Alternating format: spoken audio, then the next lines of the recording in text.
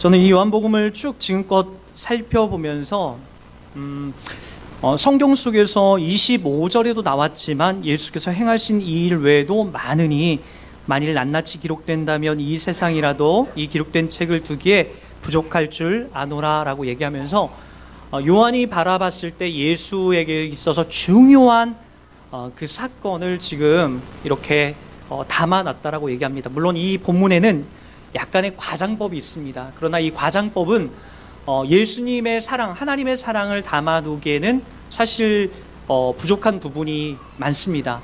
우리 찬송가 304장에 보면 이런 찬송이 있어요. 그 크신 하나님의 사랑 말로 다 형용 못하네.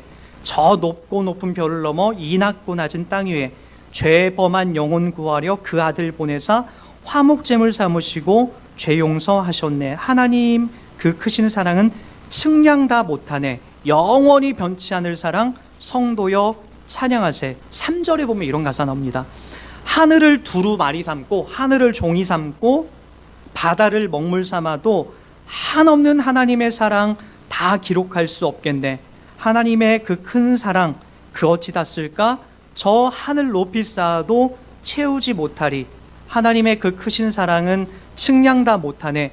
영원히 변치 않는 사랑 성도여 찬양하세. 예수님의 행하신 행적을 책에 기록할 수 없다라고 얘기한 부분은 좀 과장법이 있지만 하나님이 저와 여러분들을 위하여서 이 땅에 오셔서 사랑해 주신 그 사랑의 이야기는 정말로 하늘을 두루마리 삼고 바다를 먹물 찍어서 그것을 기록해 나갈 때도 다 기록할 수 없을 만큼 어마어마한 사랑을 그분은 우리 가운데 쏟아 부어 주셨습니다. 여러분, 그러한 사랑을 받은 사람은요, 이렇게 뭔가가 이해가 가지 않고 납득이 가지 않더라도 마음속에 믿어지게 됩니다. 마치 제자들이 그랬죠. 처음에는 예수님을 이해하고 예수님과 같이 우리가 높은 자리를 차지하려고 하는 그런 것에 목적이 있을 때는 예수님을 이용하려고 예수님을 따라다녔어요. 그러나 여러분, 예수님이 죽으시고 이 땅에 오신 진정한 목적과 의미를 깨닫고 나서부터는 그 다음부터는 어떻게 되죠? 예수님께서 얼마나 큰 사랑으로 나에게 찾아오셨는지를 보여주고 있는 거예요. 사랑하는 여러분, 저와 여러분들에게도 마찬가지요. 이 세상이 우리가 알다시피 그렇게 사랑이 많이 없습니다. 요 근래에도 여러분 그 뉴스 속에서 계속해서 반복적으로 나왔던 이 뉴스가 뭐였냐면은 그 칼치기에서 들어온 차에서 그 칼치기 한 차를 이렇게 앞에 운전하고 갈 때 갑자기 들어온 차 있잖아요. 그럼 얼마나 당황스럽고 화가 납니까? 그래서 옆에 가서 창문을 내리고 운전 좀 똑바로 하세요. 지금 당신 때문에 우리가 사고 날 뻔했잖아요. 라고 그렇게 항의를 했더니 내려가지고 생수병을 던지고 주먹으로 사람을 구타하고 그것도 뒤에 내 자식과 옆에 내 아내가 있는데 아내가 그 장면을 사진으로 찍는데 그 핸드폰을 뺏어서 내팽겨치고 집어 던지는 참으로 삭막하고 무서운 시대에 우리는 살고 있습니다. 여러분, 그런 일들이 우리 일상 속에서도 늘 반복되고 펼쳐집니다. 의외로 세상은 사랑이 많은 것 같지만 가만히 훑어보면 사랑이라는 것을 찾아볼 수가 없어요. 한 가정에서도 마찬가지죠. 요즘에 모든 가정마다 자녀들이 부모님을 불신하게 되고 또 부모는 자녀들에게 원망과 실망을 담아내게 되고 부부관계도 마찬가지요. 사랑이라고 하는 그 다짐과 그 결실 속에서 함께 결혼해서 왔는데 이게 웬걸요. 얼마 살다 보니까 어느 순간 원수가 되어 있어서 한 입을 덮고 자기도 싫을 정도로 서로 가운데 원수가 되어 있는 그런 관계로 많은 분들이 살아가는 것을 볼 수가 있습니다. 사랑이라는 것이 이 땅에서 우리 인간들이 만들어내려고 하지만 우리 인간들은 그 사랑을 만들어낼 수가 없어요. 사랑이라는 것을 갖고 이 땅에 찾아오신 예수 그리스도 외에는 우리 가운데 완벽한 이 사랑이 무엇인지를 알려준 분이 없습니다. 저는 요한복음을 지금까지 쭉 공부해 오면서 가장 제 마음속에 각인이 됐고 은혜가 됐던 많은 부분이 있었지만 그 중에서도 잊지 못할 부분을 찾으라고 한다면 저는 기꺼이 요한복음 5장으로 가보고 싶습니다. 우리 한번 예수님께서 이 땅에 오셔서 어떻게 행하셨는지 요한복음 5장을 한번 우리 요한복음 결론을 맺으면서 한번 훑어보도록 하겠습니다. 요한복음 5장입니다. 5장 1절부터 8절까지를 한번 보도록 하겠습니다. 같이 한번 읽어볼게요. 그 후에 유대인의 명절이 되어 예수께서 예루살렘에 올라가시니라. 같이 읽는 거예요. 예루살렘에 있는 양문 곁에 히브리 말로 베데스다라 하는 못이 있는데 거기 행각 5이 있고 그 안에 많은 병자, 맹인, 다리 저는 사람, 혈기 마른 사람이 누워 물이 움직임을 기다리니 이는 천사가 가끔 못에 내려와 물을 움직이게 하는 데에 움직인 후에 먼저 들어가는 자는 어떤 병에 걸렸든지 낫게 되밀어라. 거기 38해 된 병자가 있더라. 예수께서 누운 것을 보시고 병이 벌써 오래된 줄 아시고 이르시되 내가 낫고자 하느냐? 병자가 대답하여 주여 물이 움직일 때에 나를 못에 넣어주는 사람이 없어 내가 가는 동안에 다른 사람이 먼저 내려가나이다. 예수께서 이르시되 일어나 내 자리를 들고 걸어가라 하시니 그 사람이 곧 나와서 자리를 들고 걸어가니라. 이날은 안식일이니. 여러분 한번 이제 저를 한번 보세요. 여러분 그 예루살렘 가까이에 이 베데스다라고 하는 이 못이 있습니다. 이스라엘 땅에 이 베데스다라는 못이 있는데 이 못에서 가끔 한 번씩 천사들이 내려와서 물을 이렇게 요동할 때가 있다라는 거예요. 그때 어떤 사람이든 먼저 그 물 속으로 뛰어들어가는 사람은 병이 낫는다라고 이야기를 합니다. 근데 여러분 한번 잘 생각해 보세요. 여기 그 연못 곁에서 마지막 지푸라기라도 잡는 심정으로 모여있는 사람들이 있는데 3절에 보면 이런 사람들이 있어요. 보세요. 그 안에는 많은 병자가 있는데 맹인, 다리 저는 사람, 혈기 마른 사람이 누워 물의 움직임을 기다린다라고 얘기합니다. 어떤 사람들이라고요? 맹인은 이 시각장애인을 말하는 거예요. 앞이 안 보이는 사람이죠. 아이러니하게도 물이 요동하는 걸 못 보는 사람들이에요. 또 누구 다리 저는 사람, 다리를 절어서 쩔뚝쩔뚝거리면서 물속까지 뛰어들어가는데 시간이 걸리는 사람이에요. 세 번째는 뭐예요? 혈기 마른 사람, 피가 말라서 누워서만 생활할 수 있는 사람, 이런 류의 사람들을 이곳에 소개하고 있습니다. 그런데요, 물이 요동할 때 그 중에서 제일 좀 멀쩡한 사람이 들어가겠죠. 예를 들자면 팔이 골절된 사람, 아니면 팔이 한 짝이 없는 사람, 아니면은 뭐 지금 암에 걸린 사람, 이런 사람들은 전력 질주해서 그곳에 연못이 요동할 때 먼저 들어갈 수 있다는 거예요. 근데 아이러니하게도 이 베데스다라고 하는 이름의 지명의 뜻이 뭔지 아십니까? 자비의 집, 은혜의 집이에요. 뭐라고요? 자비의 집, 은혜의 집. 그런데 여러분 한번 생각해 보세요. 이 자비의 집, 은혜의 집에 어떤 일이 지금 벌어지고 있는 거예요? 아픈 사람들, 소위 말해서 병신들이 지금 물이 요동하기만을 기다리는데 그 중에서 가장 아프고 힘들고 처량한 사람이 거기에 먼저 들어가는 것이 아니라 제일 달리기를 잘해서 시력이 좋아서 물이 요동할 때 들어가는 사람이 낫게 되더라는 거예요. 이게 바로 무슨 집이라고요? 자비의 집, 은혜의 집으로 불리고 있는 베데스다 연못에서 일어나고 있는 사건이라는 거예요. 그러니까 여기 38년 동안 누워있는 이 병자는요, 매일같이 물이 요동할 때 굴러서 그곳으로 가보려고 하지만 한 번도 자기가 그곳에 먼저 뛰어간 적이 없기 때문에 매일 38년 동안 그곳에 누워 있었던 거예요. 이곳이 무슨 베데스다입니까? 무슨 이곳이 은혜의 집이고 자비의 집이에요? 경쟁의 집이고 이겨서 싸우는 집이 되고 마는 거죠. 여러분, 그곳에 지금 누가 찾아오시는 거예요? 예수님이 찾아오셔서 그곳에 가장 처량한 38년 동안 단 한 번도 그곳에 들어가지 못한, 물에 담가보지 못한 이 38년 된 동안 누워서만 생활했던 이 병자를 만져주시는 거예요. 늘 경쟁에서 뒤처지고 늘 싸움에서 뒤처지고 은혜의 집에선 제일 밑바닥에 처져 있는 그 38년 된 병자를 지금 만나셔서 얘야, 네 침상을 들고 일어나 가라. 그가 어떠한 삶을 살아왔는지, 그가 어떤 죄를 지었는지, 그가 부자인지 가난한지, 그가 어떤 가족 구성원이 있는지, 그에게 친구가 많은지, 그런 거 전혀 개의치 않고 물어보지 않고 그곳에서 가장 뒤처져 있는 이 38년 된 병자를 회복하시고 치료하여 주셔서 네 침상을 들고 가라 하신 진짜 베데스다에서 은혜를 베풀고 계신 예수의 모습이 보이고 있다는 거예요. 여러분, 우리는 이 땅을 너무나 경쟁을 하듯 살아갑니다. 내가 살기 위해선 다른 누군가를 밟아야 되고, 내가 잘 되기 위해선 다른 사업장이 무너져야 합니다. 그래야 통쾌하게, 그래야만이 내가 이길 수 있습니다. 어느 순간부터 교회도 그런 곳이 점점 되고 있는 것 같아요. 권찰보다는 집사가 더 좋은 계급인 것 같고, 집사보다는 안수 집사나 권사가 더 멋있고 더 큰 계급처럼 느껴집니다.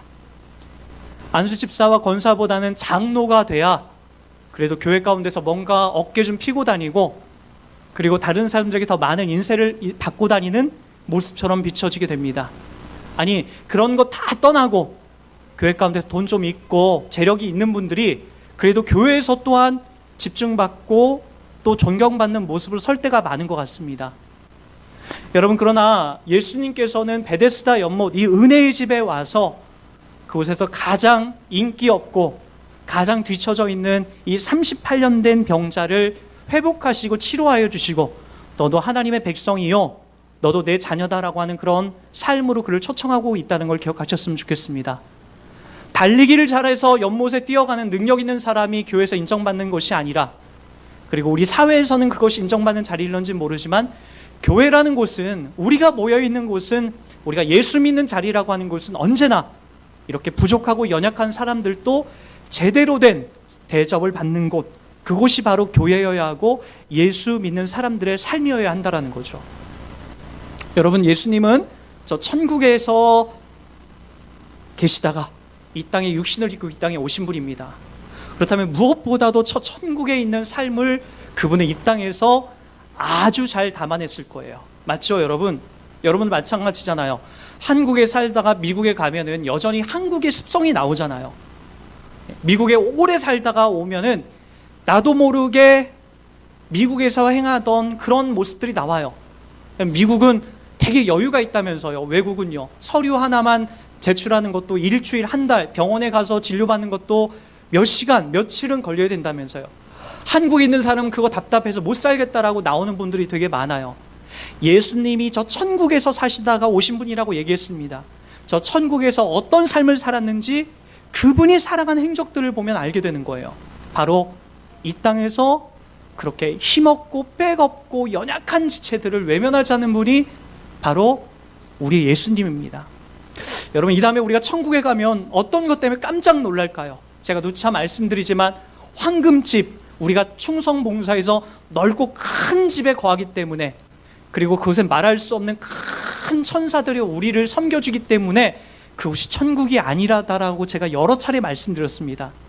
천국이라고 하는 곳은 바로 오늘 이 예수님처럼 소외받고 연약하고 대접받지 못할 자들이 대접받을 수 있기 때문에 그곳이 천국이 될 수 있게 되는 거예요. 그래서 여러분, 한번 우리 요한계시록을 한번 보도록 할게요. 요한계시록 21장에는 여러분 이렇게 설명을 합니다. 오늘 PPT가 좀 이쪽에 있는 게 고장이 나서 옮기지 못했어요. 21장을 한번 여러분 찾아보세요. 요한계시록은요, 성경 맨 뒤쪽에 있습니다.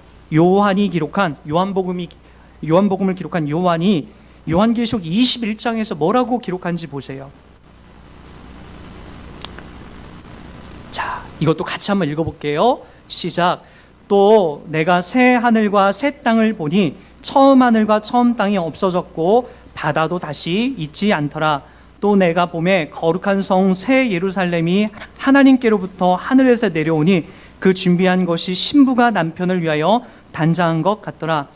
내가 들으니 보좌에서 큰 음성이 나서 이르되, 보라, 하나님의 장막이 사람들과 함께 있음에 하나님이 그들과 함께 계시리니 그들은 하나님의 백성이 되고 하나님은 친히 그들과 함께 계셔서, 4절입니다. 모든 눈물을 그 눈에서 닦아주시니 다시는 사망이 없고 애통하는 것이나 곡하는 것이나 아픈 것이 다시 있지 아니하리니 처음 것들이 다 지나갔음이로라. 보좌에 앉으시니가 이르시되 보라 내가 만물을 새롭게 하노라 하시고 또 이르시되 이 말은 신실하고 참되니 기록하라 하시고. 아멘. 이제 저를 보세요. 자, 21장 1절에 요한은 새 하늘과 새 땅을 봅니다. 그러니까 하늘과 땅을 본 게 아니라 새로운 하늘과 새로운 땅을 본 거예요. 우리 가운데 임하게 될 주님의 재림의 날, 우리 가운데 임하게 될 새 하늘과 새 땅이에요. 그 땅은 뭐라고요? 처음 하늘, 지금 우리가 살고 있는 처음 하늘과 처음 땅이 없어졌는데 여기 뭐도 없어졌다고 나오냐면요, 바다도 없어졌더라. 어우 목사님, 그럼 우리 해산물 못 먹겠네요. 그럴 분들이 있는데, 여러분 여기서 말하고 있는 바다는요, 사망을 말하는 거예요. 바다라는 것에 수장이 되면 다 죽잖아요. 그러니까 바다라는 것, 성경에서 말하고 있는 구약 성경에 등장한 바다는 대부분 다 사망으로 나옵니다. 그러니까 사망이 없어졌다라는 거예요. 그래서 이렇게 얘기하죠. 또 내가 봄에 거룩한 성 새 예루살렘이 하나님께로부터 하늘에서 내려오니 그것을 준비한 것이 신부가 남편을 위하여 단장한 것 같더라. 가장 예쁘고 멋있는 것을 우리 가운데 준비해 주신다라는 거예요. 그리고 내가 들으니 보좌에서 큰 음성이 나서 이르되 보라 하나님의 장막이 사람들과 함께 있음에 하나님이 그들과 함께 계시리니 그들은 하나님의 백성이 되고 하나님은 친히 그들과 함께 계셔서. 4절입니다. 다 같이 보세요. 모든 눈물을 그 눈에서 닦아주시니 다시는 뭐가 없고 사망이 없고 애통하는 것이나 곡하는 것이나 아픈 것이 다시 있지 아니하리니 처음 것들이 다 지나갔음이니라. 여러분, 저와 여러분들이 누리게 되는 마지막 날, 주님이 재림하셔서 이 땅에 오실 날에 우리의 삶의 자리입니다. 여러분, 우리는 이 땅을 살면서 많이 울어요. 이번 한 주도 여러분 많이 울었죠. 일이 꼬이고 그리고 속상한 일들 때문에, 그리고 여러분 우울감 때문에, 그리고 여러 가지 배신감을 당하고 매일매일 우리는 그런 자리에서 살게 돼요. 일이 안 풀리고 정말로 정신없이 살아가는 것 때문에 울어요. 한 자매는 제가 알고 있는 아주 그 자매는, 목사님 제가 지금까지 근래에 한 3년 가까이 남자들을 40명 50명을 만났대요. 근데 40명 50명을 만나서 매일같이 소개팅과 기독교 그 단체에서 연결해주는 결혼정보업체에서 그렇게 만났는데 단 한 건도 자기에게 이루어지지 않다라고 저한테 어느 날 울면서 막 전화를 오는 거예요. 한참을 위로해 줬어요. 한참을. 여러분, 우리의 인생 속에서 정말 내 뜻대로 안 되는 이런 복잡하고 힘든 일들이 너무나 많이 펼쳐지고 있다는 거예요. 여러분, 그 호주 출신의 작가이자 죽음을 목전에 앞둔 이 환자들을 수년 동안 병간호하면서요 책을 쓴 이 브로니 웨어라는 분이 있습니다. 이분이 죽음을 앞둔 사람들이 남긴 5가지라고 하는 그런 책을 이렇게 만들어냈어요. 그 사람 이 브로니 웨이는 이 책을 통하여서 짧게는 3주, 길게는 12주 동안 생의 마지막을 보내는 환자들에게 지내면서 발견한 그들의 어떤 마지막에 그 후회하는 장면들을 이렇게 기록을 담았어요. 그 내용을 보니까 이런 것들이에요. 첫 번째는요, 남들의 기대에 부응하기 위해 진정한 나 자신으로 살지 못했다라는 거예요. 그러니까 이 웨어는 환자들 대부분이 자신이 하고 싶은 일과 진짜 꿈이 무엇인지조차 깨닫지 못했다라는 거예요. 내가 하고 싶은 일은 다른 건데 엉뚱한 일들을 너무나 많이 몰입하여서 너무나 많은 힘든 시간을 보내고 나 자신을 잃고 살았다라는 거예요. 두 번째는 뭐였냐면요, 직장 일에 너무 바빴다라는 거예요. 남성 환자 대부분이 가족들과 더 많은 시간을 보내지 못했고, 어린아이들이 자라는 모습들을 어려서부터 이게 예쁜 모습들을 관찰해 보지 못했다는 거죠. 직장 업무를 위해서 몸바쳐 일했던 과거가 후회된다라는 이런 의견도 토로했어요. 그들은 직장에서 일이 너무 바빠서 자신의 아내와도 아이들과도 시간을 보내지 못한 것을 너무나 후회하고 자책했다라고 합니다. 그리고 세 번째는 뭐냐면요, 진심을 표현할 만한 용기를 내지 못했다라는 거예요. 미안한 일 앞에서 미안하다라고 얘기하지 못하고, 고맙다는 말 앞에서 고맙다는 말을 하지 못하고 남을 저주하고 헐뜯는 데에 너무나 많은 시간을 보냈다라는 거예요. 이런 시간들을 본인이 되게 안타까워해요. 네 번째는요, 친구들과 연락을 하지 못했다라는 거예요. 바쁜 일상 속에서 오랜 친구들과 꾸준한 연락을 유지하는 것을 분명히 누구에게나 힘든 일이지만 외워는 죽어가는 환자들은 오래전 연락이 끊어져 버린 친구들을 다시 찾는 것이 불가능하며 그들이 얼마나 소중한 존재였는지 너무 늦게 깨달았다라고 하면서 후회했다라고 합니다. 그리고 마지막 5번째로는 자신을 더 행복하게 만들지 못했다라는 거예요. 외워는 많은 환자가 행복이란 자기 자신이 만드는 것이라는 걸 마음속 깊이 깨닫지 못했다라는 거. 나 충분히 행복하게 살 수 있는데 그것을 자꾸만 놓쳤다라는 거죠.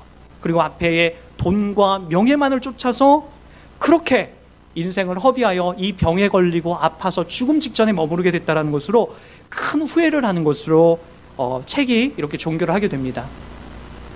저와 여러분들도 지금 어쩌면 이 웨어가 말한 고백과 사뭇 비슷하게 흘러가고 있는지도 몰라요. 내게 있는 진짜 중요한 것들은 놓쳐가면서 자꾸만 비본질적인 것 앞에 나의 시간과 삶을 투자해서 어쩌면 이렇게 우리도 똑같이 죽음 앞에서 후회하는 시간들이 우리 가운데 찾아올런지도 모르겠어요. 사랑하는 여러분, 우리는 그렇게 살지 말자라고요. 왜요? 여러분, 우리는 오늘 본문에도 말하고 있지만 이 세상이 끝이 아니다라고 얘기합니다. 제자들도 그걸 알았죠. 이 세상이 끝이 아니라 마지막일 사도 요한이 예수에 대해서 한 번 더 얘기하듯이 우리도 예수를 통하여서 영원한 하나님의 나라로 초청되어 부름받을 거라는 것을 이야기하고 있다는 거죠. 그래서요, 모든 눈물을 그 눈에서 닦아주시고 다시는 사망이 없고 애통하는 것이나 곡하는 것이나 아픈 것이 다시 있지 아니하리니 처음 것들이 다 지나갔다라고 얘기합니다. 여러분 눈에서 두 번 다시 눈물 흘릴 날이 없어요. 여러분 삶 속에서 다시 애통하는 것이 없고요, 사망이 없고요, 곡하는 것이나 아픈 것이 다시 없는 하나님께서 여러분들을 새 하늘과 새 땅으로 완벽하게 우리 변화시켜 만들어 가실 겁니다. 그곳에 저와 여러분들이 가는 거예요. 목사님, 그곳에서 그럼 결혼도 못하는 건가요? 맛있는 것도 못 먹는 건가요? 이런 질문을 가끔 하시는 분들이 있어요. 제 친구도 예전에 그랬어요. 결혼하기 전에, 제 친구가 결혼하기 전에 야 그러면 나 아직 결혼도 못했는데 천국에 가서도 야 만약에 내가 지금 죽으면 억울하게 결혼도 못 해보고 나 어떻게 그렇게 사냐? 나 억울해서 어떻게 사냐라고 그런 얘기를 하더라고요. 근데 제가 이런 얘기를 했습니다. 저와 여러분들이 이 땅에서 누리고 있는 이 땅에서의 어떤 쾌락들 있죠. 먹음으로써, 마심으로써, 또는 부부 관계를 통하여서 여러 가지 우리가 느끼는 어떤 쾌락과 그런 것들은요, 저 천국에서 우리가 느끼는 기쁨과 만족에 비하면 아주 하찮은 거예요. 그러니까 여러분들이 예뻐서 멋있어서 주목받고 존중받는 그 정도의 기쁨이 아니에요. 전혀 새로운 기쁨과 만족으로 우리가 존중받고 사랑받는 곳이 천국이란 말이에요. 그곳에 우리가 가기 때문에 이 땅에서 혹여라도 우리가 결혼을 못해서 또는 맛있는 걸 못 먹어서 우리가 이 땅에서 그 느끼는 그런 불쌍하고 연약한 모습이 저 천국에서는 더 큰 것으로 우리 가운데 보상이 되고 있다는 거예요. 또 하나, 우리가 못 먹는 건 아닙니다. 여러분, 누가복음 24장에 보면 죽으셨다 부활하신 예수님의 몸이 나와요. 사람들이 이렇게 물어봅니다. 그들이 놀라고 무서워하여 그 보는 것을 영으로 생각하는지라. 예수께서 죽으셨다 부활하셨을 때에 사람들은 예수님 뭐라고 생각했냐면은 누가복음 24장 37절에 영으로 생각했어요. 그러나 예수께서 뭐라고 한지 아십니까? 38절에 예수께서 이르시되 어찌하여 두려워하며 어찌하여 마음에 의심이 일어나느냐. 내 손과 발을 보고 나인 줄 알아. 또 나를 만져보라. 영은 살과 뼈가 없으되 너희 보는 바와 같이 나는 있느니라. 이 말씀을 하시고 손과 발을 보이시나 그들이 너무 기쁨으로 아직도 믿지 못하고 놀랍게 여길 때에 이르시되 여기 무슨 먹을 것이 있느냐 하시니 이에 구운 생선 한 토막을 드리니 받으사 그 앞에서 잡수시니라. 우리가 천국에 가서 먹고 마시는 것 있어요. 왜요? 우리는 천국에 갈 때에 우리 영혼만 올라가는 게 아니에요. 여기 예수님이 말씀하셨듯이 우리의 신령한 몸과 뼈를 가지고 그곳에 올라가는 거예요. 근데 늙지도 않고 아프지도 않는 신령한 몸으로 우리가 올라가게 되는 거예요. 우리 영혼만 쏙 올라가는 게 아니라 바로 주님의 재림의 날 예수님처럼 바로 우리가 신령한 몸이 돼서 천국에 올라가게 되는 거죠. 그러면 그곳에서 우리가 스킨십이 가능하고 맛있는 걸 먹으면 우리가 맛있는 걸 느낄 수가 있게 되는 거고, 서로 존중받게 되고 서로 사랑받게 되는 그러한 늙지도 아프지도 않은 영원한 하나님의 통치 속에서 있게 되는 그러한 나라로 우리가 가게 되는 거죠. 그래서 여러분, 오늘 요한복음 24장 마지막 절에는 저와 여러분들 가운데 큰 위로의 말로 이렇게 얘기합니다. 이 일을 증언하고 이 일을 기록된 제자가 이 사람이라. 누구라? 요한이라. 경쟁하지 않고 싸우지 않고 다투지 않는 저 하늘에 살다 내려오신 예수님께서 이 땅에 사는 우리들에게 가장 처량하고 가엾은, 가장 희망 없는 저와 여러분을 구원하셔서 이 베데스다 연못 가운데에 그 이름에 걸맞게 은혜의 집이 무엇인지를 설명해 주듯이 저와 여러분들에게도 이 은혜의 집에 초청해 주십니다. 경쟁이 없고 다툼이 없고 싸움이 없고 고통이 없는 바로 그 하나님의 영원한 집에 저와 여러분들을 초청해 주고, 사도 요한은 이 이야기를 기꺼이 성경책에 기록해 둡니다. 25절에도 이렇게 얘기하죠. 예수께서 행하신 일이 이 외에도 많으니 만일 낱낱이 기록된다면 이 세상이라도 이 기록된 책을 두기에 부족할 줄 아니라. 하나님 나라 가서 하나님께서 이 땅에서 우리들 가운데 행하신 그 영원한 자비와 긍휼을 저희는 똑같이 저 하늘에서 누리며 살게 될 것입니다. 그러기 이 땅에 살면서 여러분, 우리가 성실하게 그리고 억울해도 잘 인내하면서 사셨으면 좋겠어요. 어느 한 분이 그런 얘기를 하셨어요. 제가 어느 기사를 통해서 본 이야기인데, 강남에 사는 한 달 용돈을 200만 원 버는 어느 학생이 일진이 되어서, 여학생이 200만 원을 다 탕진하고 나니까 더 이상 또 돈 많은 애들의 돈을 뺏어야겠다는 마음이 드는 거예요. 200만 원을 다 금방 쓰고, 그래서 돈을 뺐다가 경찰에 붙잡히게 됐어요. 그런데 그 경찰에 붙잡혀서 그 기사가 이제 뉴스에 나왔죠. 기사에, 신문 기사에 실렸죠. 200만 원 받는 강남에 사는 한 소녀가 일진이 되어 또 다른 사람들의 돈을 빼앗다가 학교 폭력으로 걸리게 됐다라고 하는 그런 뉴스 기사가 나왔어요. 근데 그때 어느 한 꼬마가 이 사람에게, 이 언니에게 이제 편지를 해요. 초등학교를 이제 6학년을 막 졸업한 아이가 편지를 씁니다. 이렇게 써요. 언니에게. 언니, 나는 7평 임대 아파트에 사는 여중생이야. 우리 아버지는 사업 실패로 자살을 하셨어. 그래서 우리 가족은 지하에서 한동안 잠깐 노숙을 하다가 지금은 월세 4만 원짜리 집에 살고 있어. 어머니는 우리를 키우기 위해 안 해보신 일이 없어. 하지만 언니, 우리는 신앙으로 살았어. 그 때문인지는 몰라도 이런 안 좋은 상황에서도 결국 오빠는 좋은 대학에 합격했고, 나도 좋은 신앙으로, 믿음으로 초등학교를 좋은 성적으로 졸업했어. 언니는 너무나 좋은 환경에서 자라고 있는 것 같아. 그러니 마음을 돌이키고 언니도 성실하게 착하게 밝은 미래가 있도록 살았으면 좋겠어.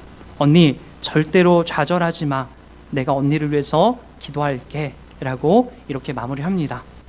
저는 이 조그만 아이, 이제 중학교에 올라간 아이, 이 내용 중에서 어떤 것이 제 마음에 가장 와닿냐면, 언니, 우리는 신앙으로 살고 있어요. 언니, 우리는 신앙으로 살고 있어. 저와 여러분들은 돈이나 명예나 이 땅에서 누리는 어떤 결과물로 사는 존재가 아니에요. 신앙으로 사는 사람입니다. 이번 한 주 우리 교회 성도님한테 그런 이야기를 들었어요. 제가 예배 시간을 맞추기 위해서 제가 조금 더 돈을 벌 수 있는 것을 포기하고 예배 시간에 맞춰서 나왔다라고. 주일날만 되면 돈을 더 많이 벌 수 있는데 조금 더 주일 예배를 잘 드리고 싶어서 바로 좀 더 일찍 자기 위해서 그것들을 가감하게 좀 포기하고 이렇게 나온다라는 얘기를 들었습니다. 저와 여러분들은 무엇을 갖고 살아가죠? 네, 이제 프리미어 리그가 시작이 됐습니다. 손흥민의 경기가 12시, 새벽 1시에 막 나오기 시작하고요. 드라마를 몰아서, 그 재밌는 드라마를 주말에 몰아서 1시, 2시, 3시에 우리가 그렇게 보고 그렇게 시간을 보내는 자들이 되어서는 안 됩니다. 왜냐고요? 저와 여러분들은 신앙으로 사는 자들이기 때문에 그렇습니다. 그러기에 이 땅에서 힘들고 어려운 상황에 처해 있는 사람들을 위로해주고, 그들의 친구가 되어주고, 그들의 벗이 되어주고, 그들을 사랑해주고, 그들에게 용기를 심어주는, 바로 신앙으로 살아가는 사람이라는 것을 기억하시기 바랍니다. 돈을 쫓아가지 마시고 명예를 쫓아가지 마시고 주님이 주시는 이 신앙과의 믿음으로 저희가 잘 살아가는 믿음의 사람이 되길 주의 이름으로 부탁드리겠습니다.